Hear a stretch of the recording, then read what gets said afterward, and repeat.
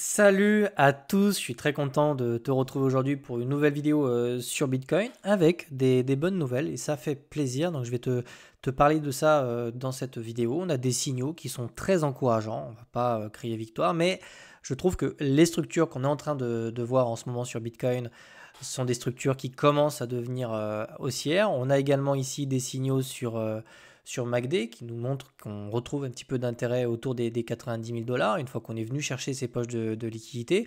Je vois qu'ici sur le RSI, on tente ici de faire une petite percée. On le voit, on avait vraiment une trend qui était baissière. On essaie vraiment ici, on le voit sur le bas du RSI, de trouver notre bottom. Je ne te dis pas qu'ici on a un bottom, mais on retrouve de l'intérêt et on retrouve de l'intérêt au moment où on commence à obtenir des nouvelles macroéconomiques qui sont quand même plutôt positives et c'est de ça qu'on va commencer à parler. Alors, je sais, toi, tu es intéressé par les crypto-monnaies et puis Charabia, ça t'intéresse peut-être pas, mais tu verras, tu vas apprendre des choses dans cette vidéo et c'est des choses qui sont extrêmement importantes pour un trader qui trade les indices et c'est le cas moi ce matin sur le Nasdaq. Ça nous permet de connaître en partie la tendance et le sens du mouvement qu'on va devoir trader. Et ici, aujourd'hui, on a eu les résultats de l'IPC. Alors, rappelle-toi, hier, on avait l'indice de prix de production qui est autre chose en fait que l'IPC. L'IPC, pour faire très simple, c'est ce qui nous permet de mesurer l'inflation sur les articles, les produits que tu vas acheter dans la vie de tous les jours. Par exemple, je ne sais pas, tu prends un caddie de course, eh bien, si ton caddie de course, il a augmenté ce mois-ci par rapport au mois dernier, on estime que le prix des aliments a augmenté et donc ton IPC, entre guillemets, je vulgarise, a augmenté. Donc si tes aliments ont augmenté, c'est qu'il y a de l'inflation dans ces produits-là. Donc l'IPC mesure directement l'inflation. Alors, tu vois qu'ici, on a l'IPC, on a l'IPC Core. Bon, l'IPC Core, ça enlève l'alimentation et l'énergie qui sont des matières un petit peu plus volatiles et qui sont très différentes des produits un petit peu bruts comme ça. Mais on a toutes ces informations-là et on va quand même les prendre pour ce qu'elles sont. Donc ici, nous, ce qu'on voudrait, pareil, l'IPP, donc on avait le prix de production qui avait baissé. Donc si tu n'as pas vu ma vidéo, tu peux aller la regarder, je l'évoquais hier. Mais dans cette vidéo, on parle de l'IPC. Alors, donc c'est les produits à la consommation, c'est un indice de produits à la consommation. Et ici, on a un IPC qui baisse. On le voit ici pour décembre, on est passé de 0,3, on avait 0,3 de prévu, on est descendu à 0,2. C'est une bonne nouvelle, donc on a une inflation qui diminue. Là, c'est pareil pour l'annuel, d'accord, on est à 3,2. Là, pareil, on estimait en fait 323,40, on est à 323,38, on est un petit peu plus bas, d'accord. Donc on a globalement quand même des datas qui sont plutôt, je dirais, plutôt positives. Ok, là c'est pareil, on baisse un petit peu. Donc bon, je ne vais pas te dire que c'est incroyable, mais compte tenu de la macroéconomie dégueulasse qu'on avait les derniers mois, je trouve que c'est encourageant de voir une inflation qui stagne, voire qui peut-être va commencer un petit peu à baisser.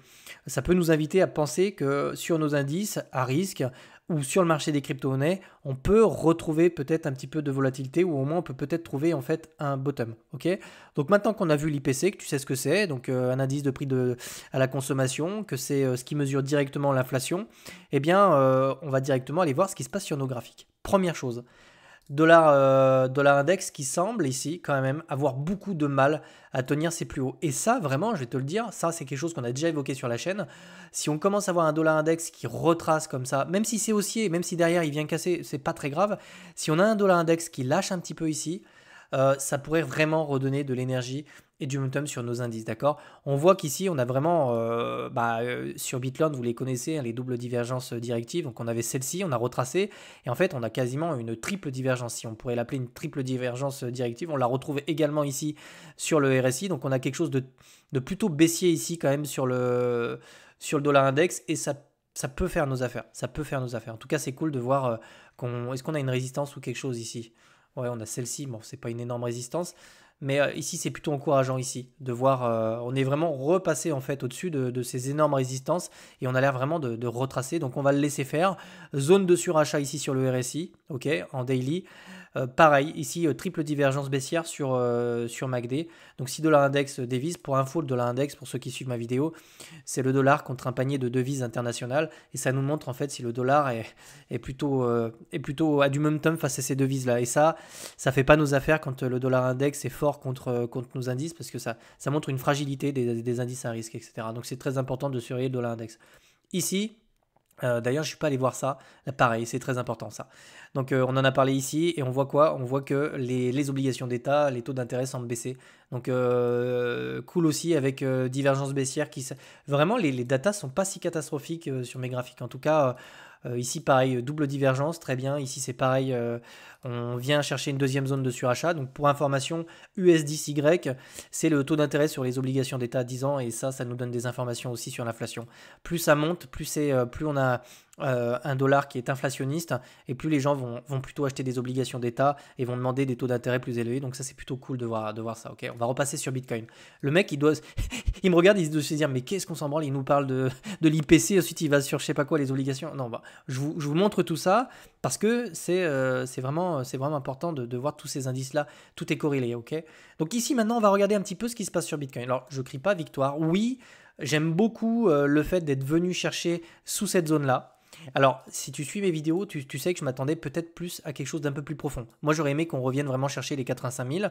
Bon, on va pas chipoter, on est revenu chercher les 89 000 dollars. Mais vraiment, je pensais vraiment qu'on allait s'y installer et vraiment retracer derrière. Et là, j'aurais pris une position. Là, cette mèche-là, je ne l'ai pas prise. Je regarde ce qui se passe. J'ai absolument aucune position sur BTC en ce moment.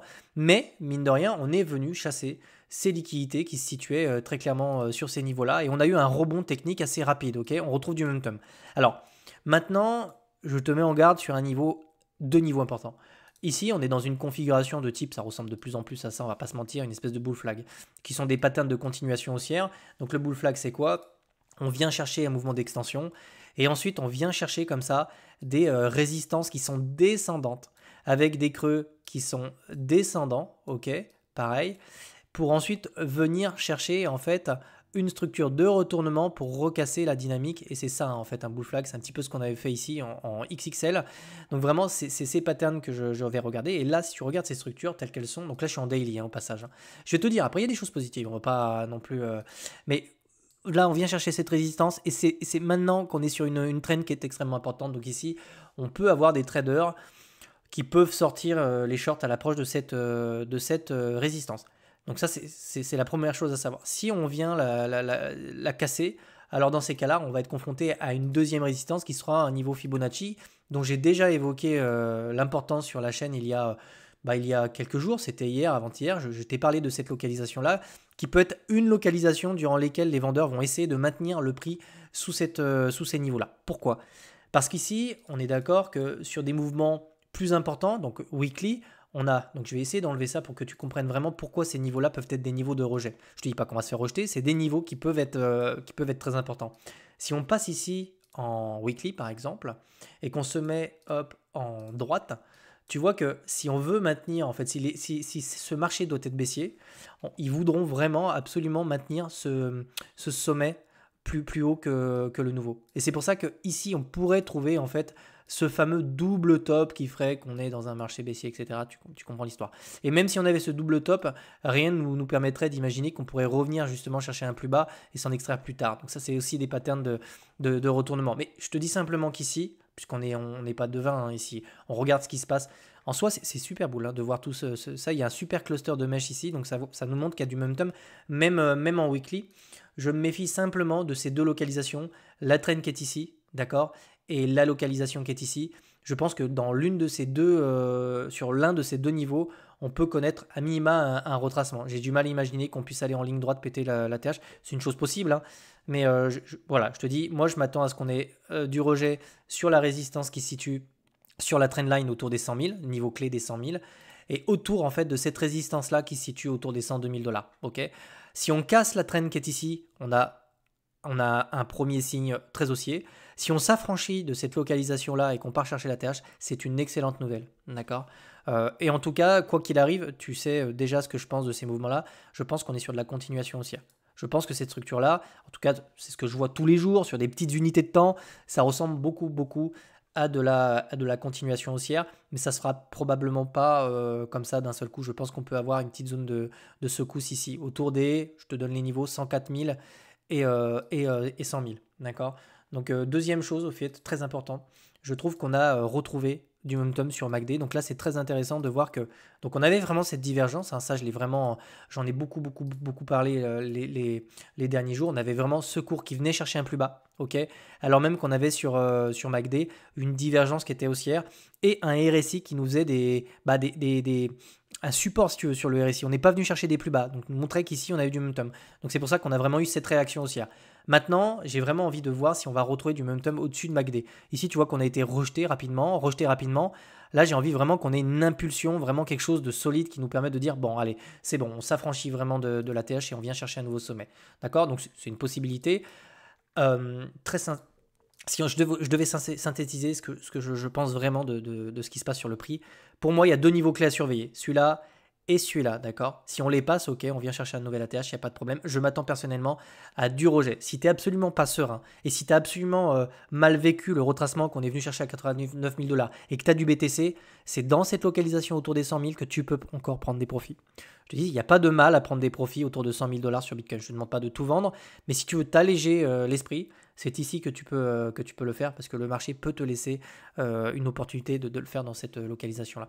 J'ai envie de voir un petit peu ce qui se passe sur le sentiment de marché. Là aussi, j'ai l'impression de voir des choses qui sont plutôt sympathiques, on va pas se mentir. C'est pour ça que c'est quand même plutôt boule en fait tout ça. On a vraiment ici un funding qui semble rebaisser, alors même qu'on a cassé un niveau important. Donc probablement qu'il y a une partie des traders ici qui ne croient pas en fait en ce mouvement haussier. Okay, et on a très peu d'intérêt qui s'ouvre. Donc en fait, globalement, on a peu de traders qui prennent des positions en ce moment. Okay, on va aller voir ça sur du 1 heure. On va aller voir un petit peu ce qu'ils font. Alors sur du 1 heure, qu'est-ce qu'on a ici? Sur le rebond ici, quasiment pas de position. Personne n'est rentré. Ici, on a eu quoi? On a même eu, j'ai l'impression qu'on a même eu du short ici. Un peu de long, un peu de short, mais principalement du short. On a vraiment cette baisse ici du funding. Et là, on retrouve peut-être un petit peu d'intérêt. On a un petit peu de long qui s'ouvre ici. Ok, d'accord. Donc globalement, on a énormément de traders qui n'ont pas cru en ce rebond technique ici. Et franchement, on a un funding qui est, et un open interest qui est plutôt faible ici. Tu vois, c'est pas comme là, on avait énormément de positions qui se sont ouvertes avec un funding plutôt important et tout. Je trouve qu'ici, ça reste tout de même assez limité. On a des longues et des shorts, mais il n'y a pas de tendance claire qui sort de l'open interest ici. Donc, faut surveiller ça. Et plus on monte, plus on a un funding qui commence à descendre un petit peu. Donc, pareil, là, on est vraiment liquidé. On voit qu'on a liquidé énormément de shorts. Ok. Donc, ça, c'est tous ceux qui se sont fait liquider en partie sur la montée qu'il y a là. Donc, globalement, c'est plutôt. Que font les gros portefeuilles? On va aller voir ça. Ok, ils se remettent à long. Donc par contre, ça c'est très intéressant. C'est le volume delta, c'est des choses que j'aime beaucoup mettre parce que ça me donne le sentiment de marché en fait concernant les gros portefeuilles. Que font les gros portefeuilles? Eh bien en fait sur le dip ici, les gros portefeuilles se mettent à long le marché. Et ce que tu dois savoir, c'est que c'est principalement les gros marchés qui font la tendance, en tout cas sur les prix perpétuels. D'accord? Parce que c'est eux qui déplacent des millions et quand tu as des millions de personnes qui prennent des longues, eh bien automatiquement ça vient pousser le prix en fait vers le nord et ça vient pousser le prix vers le haut. Donc ça c'est très important de regarder ce que font les gros portefeuilles, d'accord? Et souvent les petits portefeuilles sont en contre-tendance. Eux au contraire ils veulent essayer d'être tout le temps contre la tendance et alors c'est assez facile de savoir que c'est eux qui vont se faire liquider, en tout cas qui vont se faire liquider le plus, ok? Donc pour l'instant, nouvelle macroéconomique positive qui nous permettent d'amorcer un nouveau rebond ici. Je pense qu'on est dans une énorme pattern qui ressemble beaucoup ici à un bull flag. Donc je m'attends à du rejet sur les 99 000 et autour des 102 000 $, sans pour autant remettre en question le fait qu'ici on est vraiment on essaie d'amorcer une nouvelle dynamique, d'accord? Il faudra vraiment voir, pour l'instant on est vraiment bloqué dans cet énorme drapeau qui est en cours de formation. Voilà. J'espère que cette vidéo t'a plu. On continue à mettre cette analyse technique à jour au quotidien. Si j'ai des positions à prendre, je serai le premier à te les donner sur ma chaîne. Si tu aimes le contenu, eh ben, n'hésite pas à t'abonner, hein. Tu mets la cloche ou tu mets un j'aime, tu mets un commentaire ou tu peux aussi nous rejoindre sur BitLearn. On pratique l'analyse technique quotidiennement. Je te souhaite de passer une excellente journée et je te retrouve demain. Ciao.